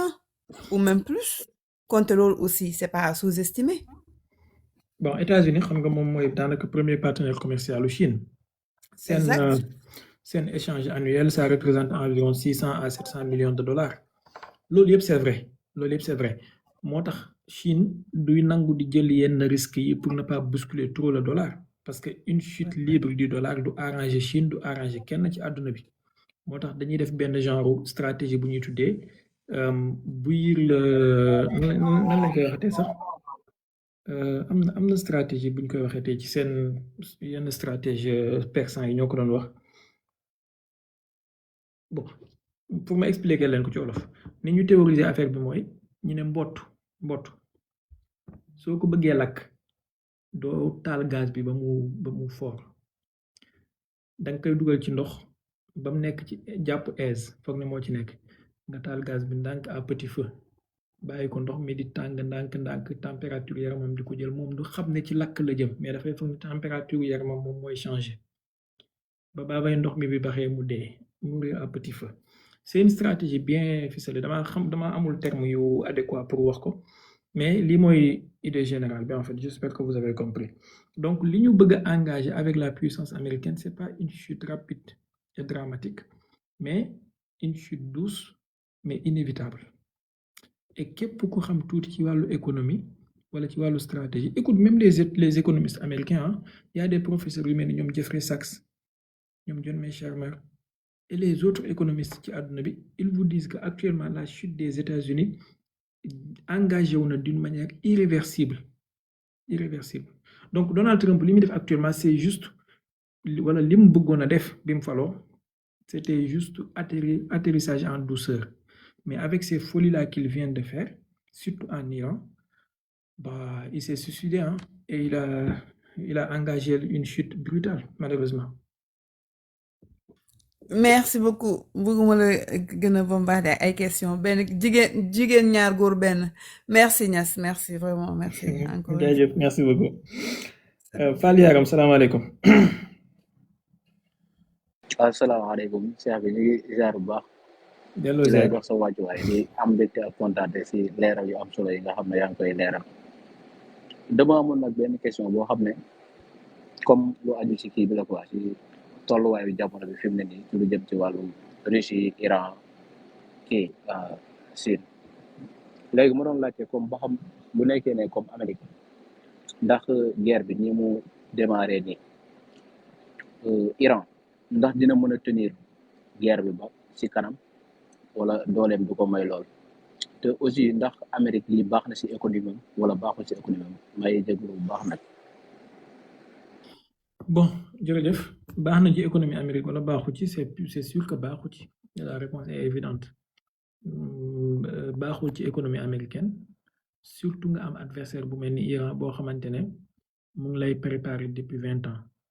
bon Big Man vraiment dama am yu bari yu ma war a def dama war a téye grosse dama war a kii te mu ngi bëgg a guddi heure weer koor guddi gi dafa gaaw donc dernier intervenant ngir yàlla bu ñaar ñi kiyee donc baaxul ci économie américaine et dégg nga déjà soxna si wàcc léegi mu ngi wax ne depuis barki démb prix yi commencé na yokk man tey laa gis seen déclaration secrétaire bu amee wàllu woowu noonu et bàyyi leen xel seetlu leen ko ça va aller de mal en pire dafay gën a compliqué ci ñoom c'est inévitable maintenant ndax Iran mën na tenir man d'après li ma jot a xam tuuti ci puissance su Iran cadence bi ñu nekkee nii maanaam ay 10 missiles par ci 5 missiles par là 4 missiles par là-bas 20 missiles par li Iran mën na tenir lu mu gàtt-gàtt 2 ans 2 ans lu mu gàtt-gàtt laa wax ça peut aller plus maintenant su cadence bi yokkoo wala bombardement yi yokku ñuy bombarder ay sites de missiles wala yu mel noonu là moom ça va poser des risques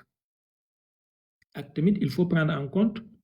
seen missiles yi ñuy defar ñu am prépare-gol solide usine de mixage yi nekkuñu dans les sous-sols et sous les montagnes ils sont d'habitude faciles à bombarder donc loolu mën na indi problème ci production de missiles à prépare-gol solide yi mais missiles à prépare-gol liquide yi ñoom fi ñu nekk ba léegi américains yi defaguñu bombe bu fa mën a yegg parce que ils sont dans des montagnes de granit et très enfouis dans les sous-sols donc loolu moom ils sont beaucoup moins exposés laa bëgg a wax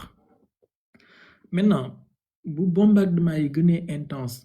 domination aérienne bi gën a flagrante mën na réduire capacité Iran à tenir mais li ñu jot a constaté mooy américains yi commencé nañoo nekk ci désarroi parce que actuellement suñu demee bay bëgg a pousser les Kurdes ak les terroristes formés par la CIA pour ñu commencer dugg ci affaire bi mooy ne seen yaakaar commencé na tas commencé nañoo jaaxle they have no plan amuñ benn plan bu ñu mën a teg bu viable lu dul mujj gi ñu dem jëli ay terroristes par ci par là armé leen ñëw dugal leen pour ñu def ay manifestation def ay subversion kañ laa leen ko fi waxoon barki démb xaw ma premier jour bi ma ci wax que ne leen bokk na ci seen stratégie bi tax ñuy bombarder frontière bi ak di bombarder poste de police yi mooy bu ñu paree dugal ay groupe terroriste ak ay infiltrés pour ñu créer ay soulèvement populaire te bu boobaa du ñu am ay forces de maintien de l'ordre yuy mën a maintenir manifestation yooyu bi ma ko fi wax ñu bari xalaatuñ ko woon gëmuñ ma woon maintenant commencé naa am tey yéen a ngi gis Iran bombardé na ci frontière am avec Iran ci Kurdistan bi foofu Ali Larijani def na déclaration wane ne ils ont eu des informations wala des renseignements yuy wane ne ces gens-là préparés à s'infiltrer ngeen baal ma nag du ma gisaane kat xaw ma lu bëri de mais bon ci wàllu géopolitique am na tuuti lu ma ci suñu borom xaw a kii tuuti rek bëriwul nag maintenant kuy ñaanal Iran lii dama leen koy ñaan kuy ñaanal Iran jamono ji li nga ko war a ñaanal boole ci soulèvement populaire ak groupe terroriste yi ñu bëgg a former pour dugal leen ci dëkk bi yàlla bu mu àntu parce que pour l'instant man loolu laa gën a ragal ne mooy risque bi Iran di gën a courir que ay bombardement Amérique démb wax naa leen fi ne kuy ñaan na ñaan guerre bi yàgg n'est-ce pas parce que xam naa ne guerre bi su durée maanaam fii ak vendredi samedi dimanche américains yi dinañ commencer am pénurie de munitions moo xam offensif comme défensif kon affaire bombardement yi ça risque pas de changer la situation ça va faire mal par-ci par-là mais ça risque pas de changer la situation Hamas bi nekk Gaza seen doole est-ce que mën nga koo xiyaas ak lu toll ni lii ci doole Iran tontu bi mooy déedéet Israël mu ngi leen di bombarder matin midi et soir n'est-ce pas et pourtant ba léegi am na ay tunnelu Hamas yoo xam ne Israël mënagu koo découvrir ba léegi donc les bombardements aériens ne changeront pas la situation risque bu majeur bi ci infiltré yi la ak groupe séparatiste yi il faut ngeen ñaan ci loolu mu bañ a antu parce que loolu mooy risque bi gën a rëy te CIA ak Mossad suñu demee ba jaaxle ci loolu la ñuy def seen dernier recours looloo tax Donald Trump bu ngeen dégloo moom ak njiitu sionistan bi yépp seen première déclaration yi ñu def après guerre bi ñoom ñëpp boole nañ ci seen déclaration yi wax ne waaw le peuple iranien maintenant votre avenir est entre vos mains levez-vous et prenez le pouvoir ñoom ñëpp insinué nañ loolu directement ou indirectement qu'est-ce qu'il voulait dire voilà ils ont déjà commencé qu'est-ce qu'il voulait dire parce que il voulait que ces gens soulèvent xam nañu ne seen bombardement yi seen stratégie militaire yi xam nañu ko du changer dara donc ils veulent que ces gens se soulèvent pour renverser le gouvernement bu ngeen di ñaan loolu boole leen ko ci seen ñaan yi yàlla bu mu àntu c'est le plus gros risque actuellement en tout cas bu Iran di fees pas ay bombardement ak nangam les bombardements Iran mën na tenir c'est pas un problème. waaw Cheikh bi jërëjëf xam naa question yooyu laa amoon maa ngi sant bu baax si leeral yi di ñaan yàlla yóbbu la taxawu la. jaajëf ñu bokk lépp sama wax jaajëf waay. merci beaucoup ana ki nga doon wër pour ñaanal ko mbaa mujjoon nga koo jot dégg naa benn jour ci live Mohamed nga ne yow mosoo ñaan ci TikTok waaye kooku moom soo gisee di nga ko ñaanal Baba salaamaaleykum dernier intervenant s'il te plaît bu Baba pare oustaz salaamaaleykum Baba na nga def. waaw nuyu naa la lu bëri di rafetlu waxtaan bi vraiment am na solo waaw yow moom wax dëgg yàlla dañuy ñaan ngay génn lu bari waaye di waxtaan ak nit ñi parce que xam nga léegi ñiy wax dafa bari te wax dëgg yàlla mën naa ne affaire yi bari na ñoo xam ne sax ndeysaan ci yow la ñu inspiré woo ba di toog di wax tey ñu leen déglu mais xam nga gars yi léeg-léeg dañuy xaw a réeral nit ñi ci affaire yi tey vraiment da ngay dem ba yàgg da ngay xam nit ñi maîtriser wul nit ñi wax. waaw vraiment yow moom man moom dama lay déglu lu bëree vraiment waaw di rafetlu kii bi am na solo waaw xam naa man fi may kii rek mooy dama dégg Donald Trump bëkk démb dama ko déglu ñu laaj ko mu ni léegi kii daal iranien yi ak kii daal gome nañ lépp foofu Moyen-Orient bi daal mu mel ni moom amatul possibilité pour man faa taxaw di xeex ak ñoom léegi xam naa loolu ma gis nag léegi français yi ñoom ñu jël seen kii bi seen bateau bu mag boobu dugal ko mooy porte avion boobu léegi ñu dugal ko pour ni day dem foofu quoi pour soutenir kii léegi ma ni loolu nag moom risque la et puis ma gisit beneen kii ma dégg premier ministre Espagne bi mu wax kii bu am solo bu man xam naa ne kooku dañ ko war a kii daal kii tàcc ci loolu pour lan àdduna bi gën a xaw a jëm ci dëgg tuuti parce que loolu moom dëgg la leen wax parce que dafa am yoo xam ni vraiment dañ ci yàgg di ñoom waa OTAN yi dañ ci yàgg di jàppale Amérique te du yoon waaw parce que réew boo xam ne yow yaa ngi ko fekk mu nekk di défendre ay kiiwam nekk di liggéey di défendre économie ak yooyu nga taxaw ni ko yow arme bi ngay war a défendre sa réew doo waroo koo am parce que yow jullit nga wala nangam islamiste bi ngeen nangam mais Espagne li mu wax c'est vrai loolu man gis naa ni ñëpp ko war a appuyer pour nit ñi di gën di ñime di wax dëgg Amérique waaw parce que man ni ma ko déggee ni ma leen déggee ñoom mel nañ sax dañ ci bëgg a takk biiru Espagne parce que li seen premier ministre bi wax te vraiment France bu fekkoon dëggu na loolu lay wax quoi parce que guerre bu sa yoon nekkul mais bu doo ci dugg di ci kii jël yenn kii te ñoom ñu ngi jël risque ginnaaw Amérique moo dem ba dawee foofu xam ni mënta xeex ak ñoom ci lii moom muy engagé wu sóob seen kii boobu bëgg a dugg ci kii bi man pour man côté boobu moom sama laaj foofu la quoi mais est-ce que France defe woon ne day ñàngal nii rek mais ñemewul a dugg ci guerre bi dëggantaan waaw parce que dugg ci moom pour man xaru la quoi waaw Amérique ak puissance bi mu am ginnaaw moo dem ba reculer man pour man beneen réew bi ci dugg rek yaa ngi sacrifier sa vie ay population waaw. Merci beaucoup. Bon, il y a ce qu'on appelle en langage familier du Trump wala les trumpettes. Donald Trump bàyyi leen ko muy wax Donald Trump nee na moom bi mu ñëwee ba léegi Amérique n'a jamais été aussi riche, Amérique n'a jamais été aussi respectée, Amérique n'a jamais été aussi grand, Amérique n'a jamais été aussi puissante, Amérique n'a jamais été aussi grande, Amérique n'a jamais été aussi prospère, Amérique n'a jamais été bàyyee leen ko sëñ bi xam nga nax sa bopp weesuwul nga toog di wax yi Trump di wax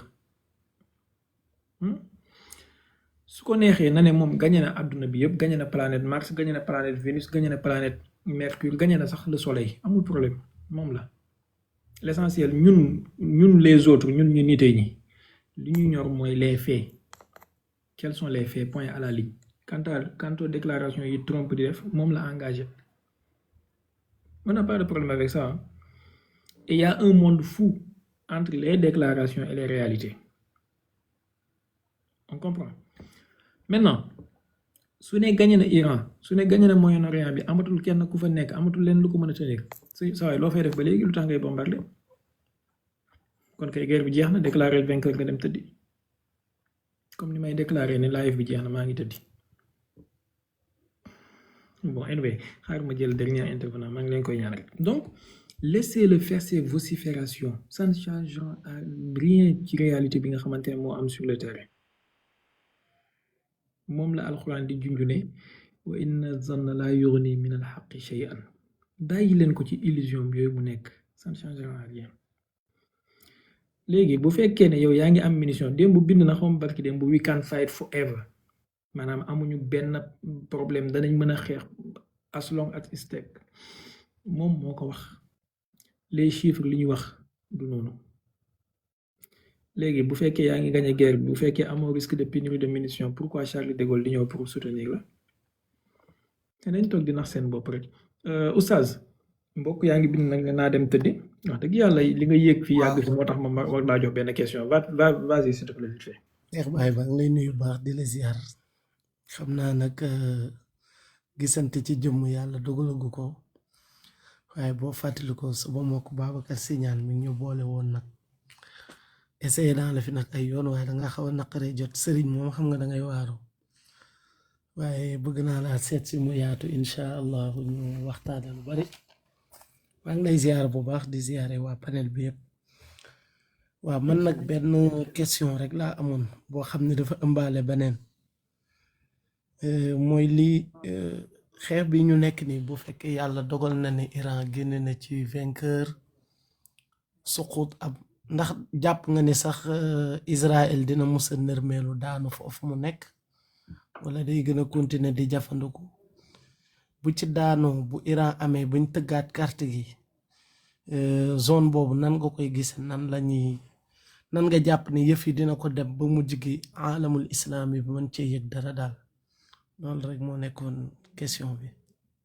merci beaucoup jërëjëf yal na yàlla fay la kontaan naa trop incha allah dinañ jokkoo maa ngi jéggalu ci jëfee jot gi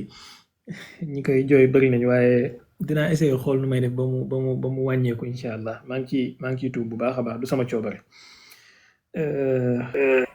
Voilà beneen bi mooy pour question répondre sa question bi guerre bi Iran mën na ci am lu mu bëgg il faut d'abord suba peut-être wala gannaaw suba wala beneen jour ñu waxtaan ci lan mooy victoire ci guerre lan mooy victoire nañ bàyyi loolu ba suba incha allah mais li may mën a wax rek mooy Israël moom y a peu de chance maanaam ay chance yu néew la ñu am ci Israël disparaître man su ma déggee ay analystes yu koy wax wala ay nit léeg-léeg ay leaders politiques yu koy wax je me demande ñii ban planète la ñu nekk. Israël c'est une puissance nucléaire soutenue par des hyperpuissances nucléaires donc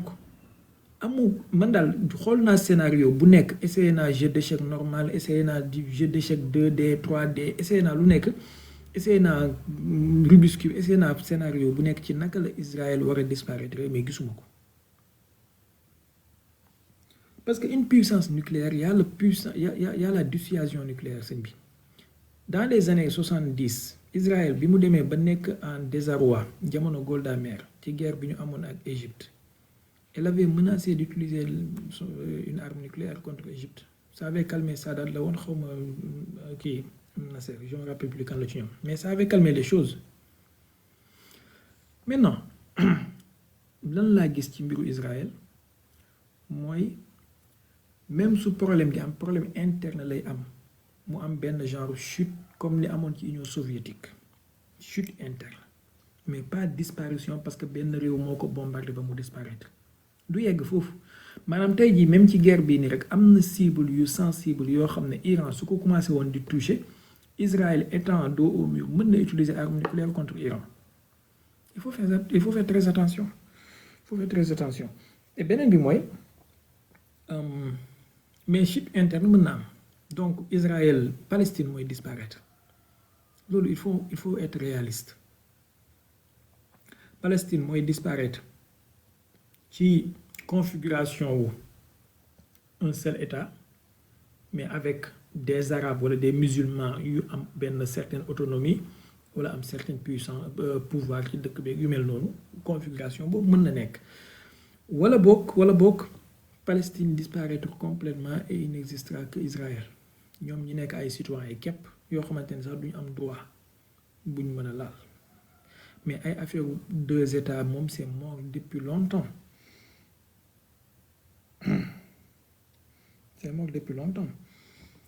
bon réewu jullit yi war a def pression pour loolu am parewuñu pour def ko lañu war a def pour mu am maanaam tey jii réewu arab yi nga xamante ne ñooy signal Trump ay contrat wu des milliers de milliards suñ ne woon Trump dañuy annuler suñu contrat yi tant que États-Unis reconnaître Palestine là mën nañoo wax ne y a des chances que Palestine existe n'est-ce pas mais xalaatuñ pour def ko duñ ko mës a def benn pistolet bu ñuy jëndee ci Amérique duñ ko ne dañ koy bàyyi boo reconnaître Palestine rawatina seen contrat armement à des centaines et des milliers de milliards donc il faut être réaliste et sortir de l'utopie boo xamante ne da ngay toog di gént ne lii dina mën a am wala dina mën a nekk bu dee suñu doomu bàjjen yi di sol seen tubay rakk yi lañ ci yaakaar ñoom li ñu tal mooy ay sa socc bi guddaay bi nu mu toll sa tubay ji cëkkaay bi fu mu toll sa sikkim bi fu mu toll sëñ bi ñooñu mënuñoo defar sondeel mënuñ koo defar ñoom li ñuy discuter mooy baatu jigéen awra la wala du awra ñooñu ñu ngi xaar benn waaye buy ñëw am benn bët yéeg ci benn mbaam tudd dajjaal ñoom moom la ñuy xaar bon je sais pas nag mbaam bi su ñëwee nu muy def ak arme nucléaire yi ak booster bunker yi ak avion furtif yi nu muy def ak ñoom mbaam bu am ñaari nopp yoo xamante ne nopp yi dañ ne comme xaaba xaw say ne aw xaw ma xaafi xëy ni xaw j'aimerais bien voir scénario boobu en fait nu muy demee théâtre film boobu en fait j'aimerais bien ñoom suñu doom bàjjeni ñoom loolu la ñuy xaar ñoom xalaatuñu ay defar ay missile hypersonique fii ay arme nucléaire fii ay fusion nucléaire ay soleil artificiel xalaatuñu ko ñoom na socc bi gudd n'est-ce pas bul takk ñaari jaaro bidaa shirk gàmmu baaxul màggal baaxul tubéy gi nag gàtt sikkim bi nag gudd jigéen léppam awra la baatam awra la on discute sur ça matin midi et soir et on discute sur le poids summa la qata. On est là. Israël dépasse na foofu sëñ bi. Israël c'est Pegasus, Israël c'est intelligence artificielle, c'est des brouillages, c'est des satellites. Iran dépasse na foofu. Bon, attendons de voir est-ce que y aura benn waay bu am benn mbaam buy ñëw mbaam bi ñu xool ban couleur la après. J'espère que mbaam bi dina am laaf pour mën a naaw larguer ay bombe comme ni B2 yi di def. J'espère. Espérons. Bon, seen soppe la woon seen xarit ma sopp leen lool comme ni ngeen ma soppee di leen ñaanal yàlla gudd fan ak wér yéen ñëpp di ñaan yàlla mu boole ñu ci xut bi boole ñu ci milliardaire musal ñu ci musiba ak balaa ak tas yaakaar ak déggu ñaaw ak xaawi sutura yal na yàlla def ñu nekk ay ndimbal ñeel l'islam def l'islam mu nekk ndimbal ñeel ñu. Prenez soin de vous et bàyyi leen xel nit bu ñëwee pour mer loola soo fexee ba meroo yaa gañe bu ñëw pour xeex ak yow soo fexee ba xeexu leen yaa gañe. Et n'oubliez pas de dire à ceux que vous aimez que vous les aimez. La vie est fragile. Yal na yàlla sàmm leen. Salaamaaleykum wa rahmatullah. Abonnez leen tey aimer, de partager, de participer, de envoyer ay cœur.